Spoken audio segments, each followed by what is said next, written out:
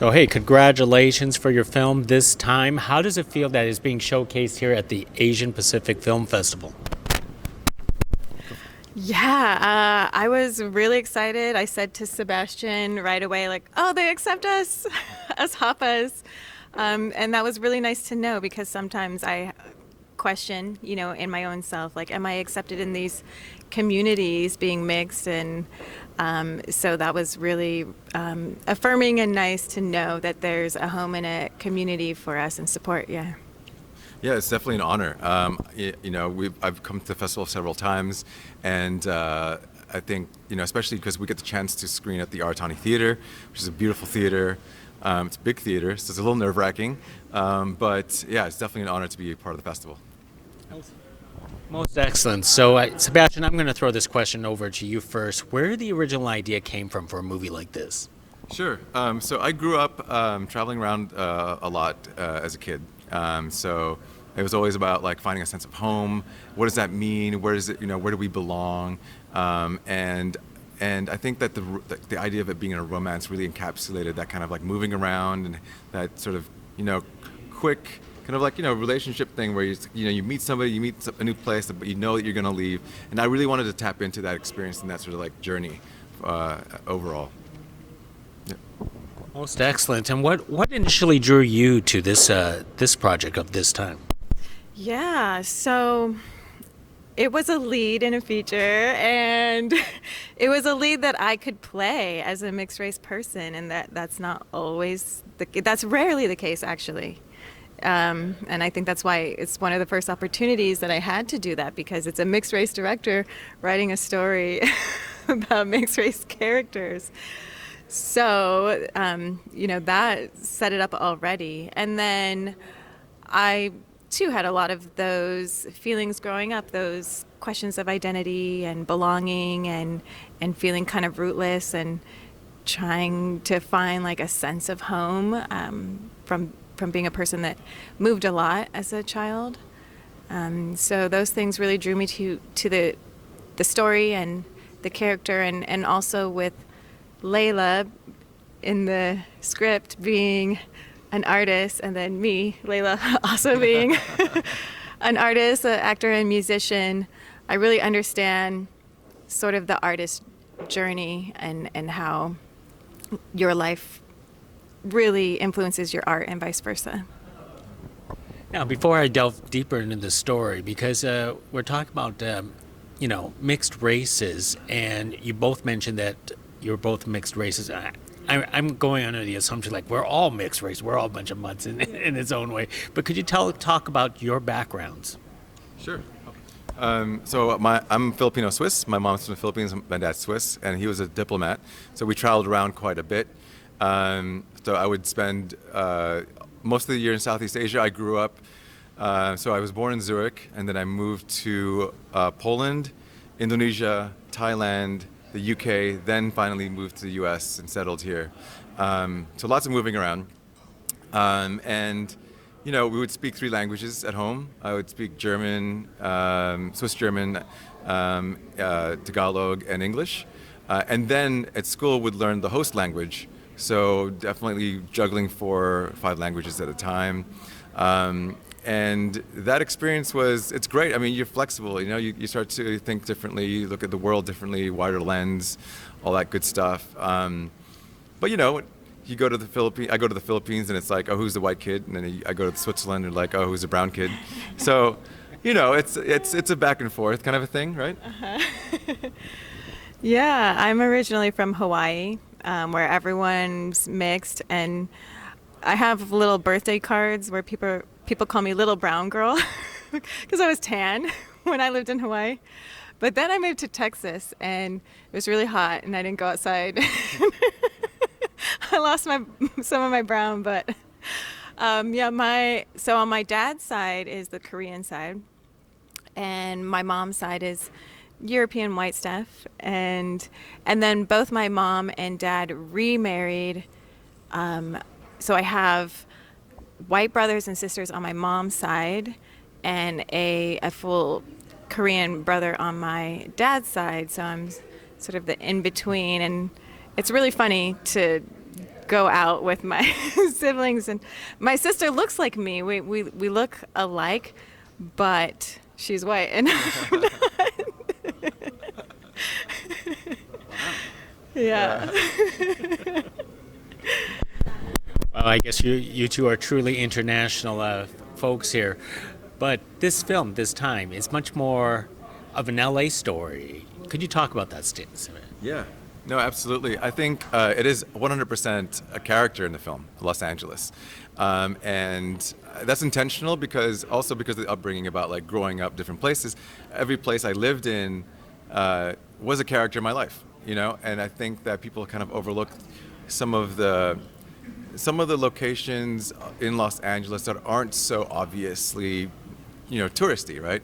Like, it's not the beaches, it's not the palm trees, it's not, the West Side primarily. It's also like Northeast LA. It is, Thai Town. It is Highland Park, Eagle Rock, like all the cultures that make up Los Angeles. I wanted to really focus on because it is cultural makeup. It is part of our identity as a city, as almost as the county, if you think about it. And I feel like there's a lot of groups of people that are just not included in the LA story when they should be, and that's why I really wanted to capture that, especially. Most excellent, Leila. This is a terrific performance because of the fact that this is how do you? I like to describe this film as either the longest date or the longest move, either way. But there was a lot of long takes with conversations. How did you handle that? Crammed the night before. Yeah. From getting cast to when we were shooting, it was such a quick turnaround that I was constantly trying to catch up to the film the day before and the day of. You're just working on it all the time. Yeah. Taking baths and learning your lines the night before, and just trying to really marinate rather than learning lines. I'm really trying to marinate in what's going on, what do I want, like how do I feel in this moment, and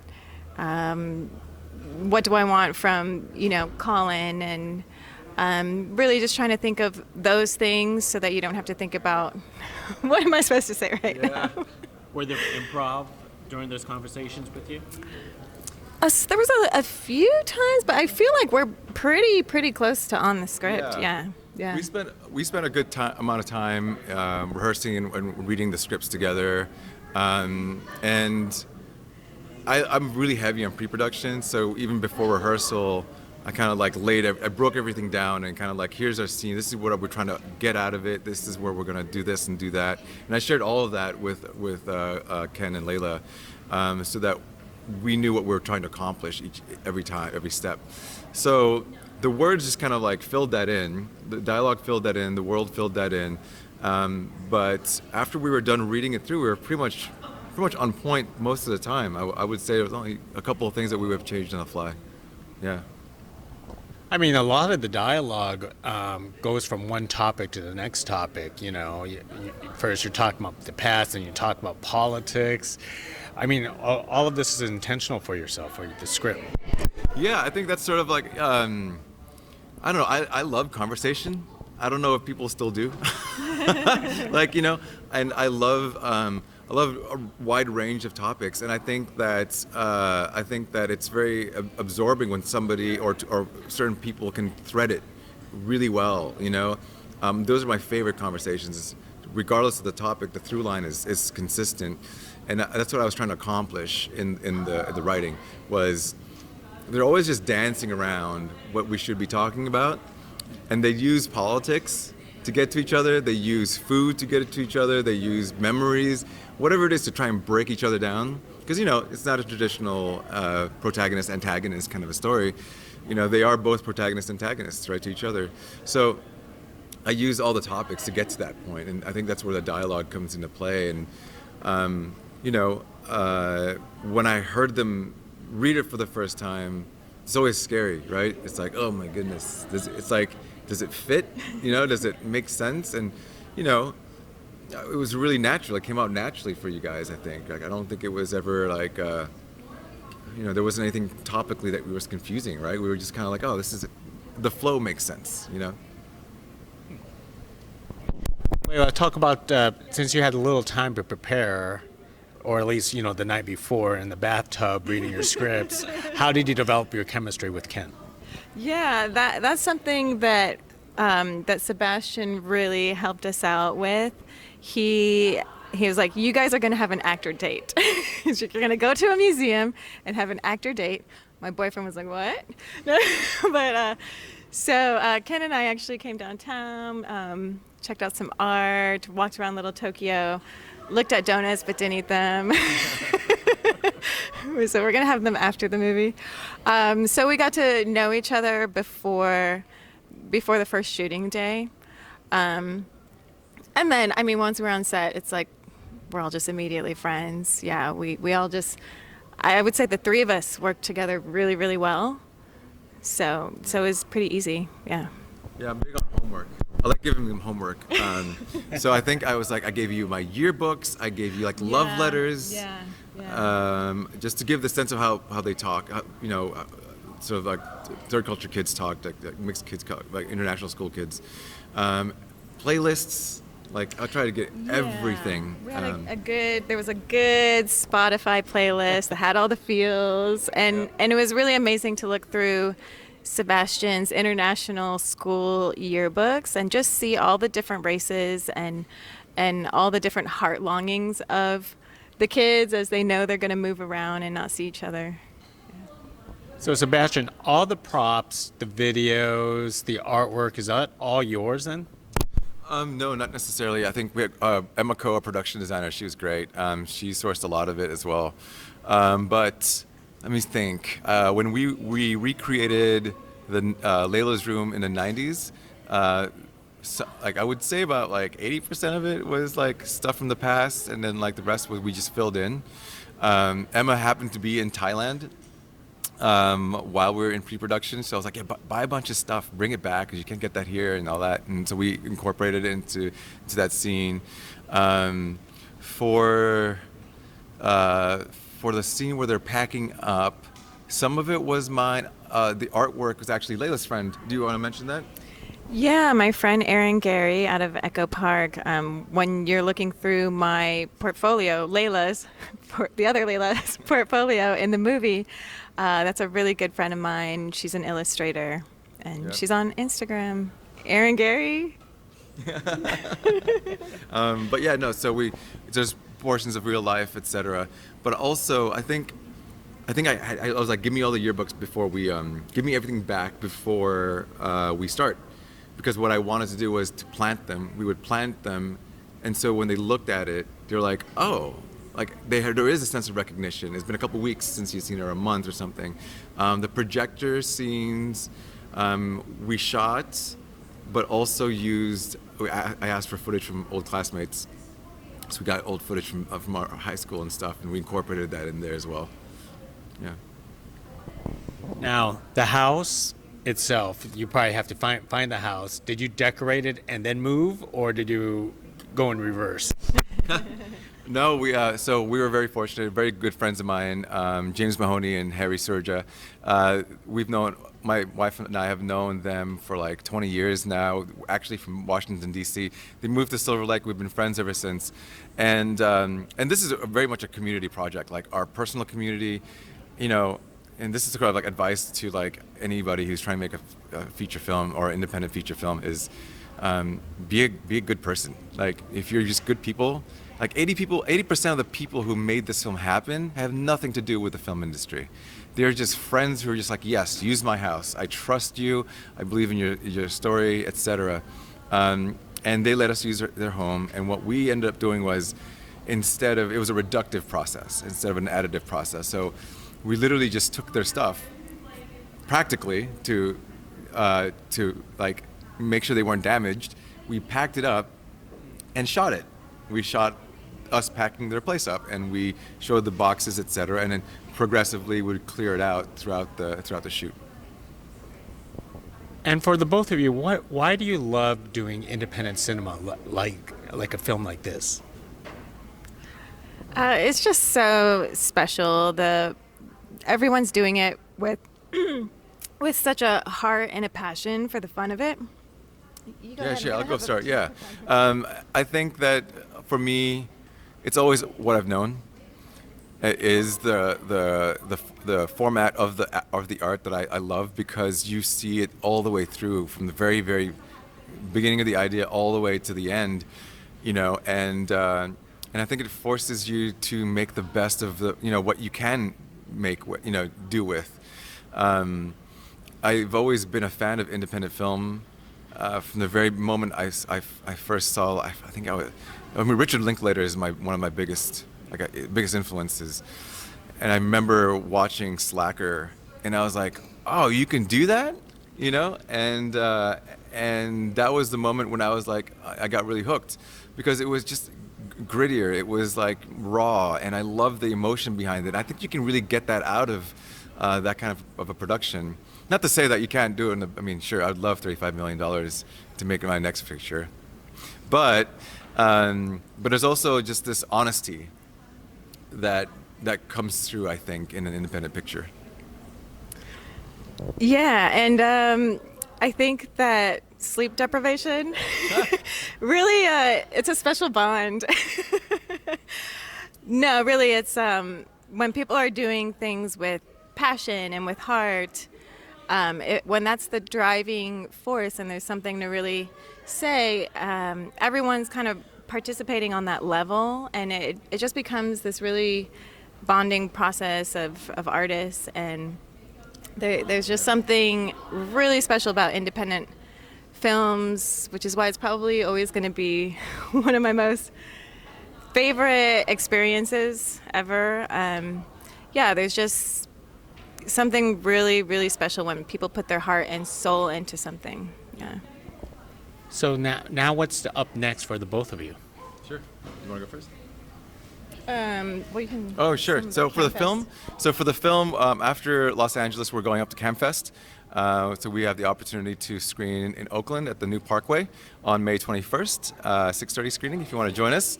I have a few feature scripts ready to go. My producer and I are kind of like looking at our options in terms of which way we want to move forward, but definitely have a couple projects lined up after this time.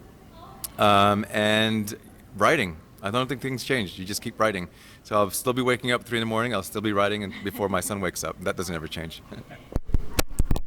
Yeah, well, I'm just going to ride the awesome wave of this film and see where that lands me, and continue acting. And I'm also a musician, so I'm finishing an album, playing some shows this summer, and continue on this artist journey.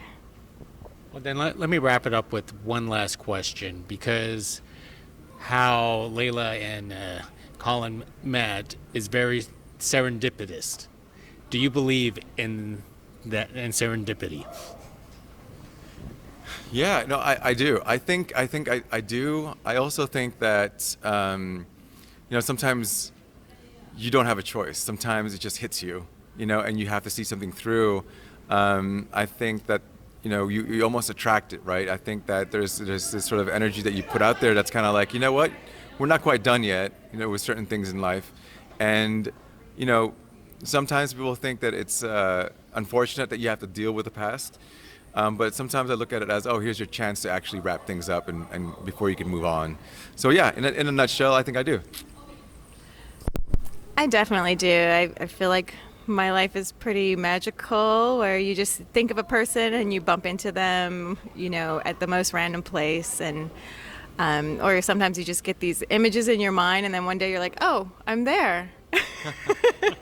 Like this, being at this film festival. So yeah, I definitely think you can kind of create it as well, and it is something that's emanating and vibrating out from you, and maybe is just a magnetic force that exists and pulls people together sometimes. Most excellent. Well, hey, I enjoyed this conversation with both of you for this time, and congratulations for showcasing it here at the Asian Pacific Film Festival. Thank you so much. Thank It's such a you. pleasure. Hey, thank you. Appreciate it. Thank you. Very Thanks. nice. Thank you. Thank you.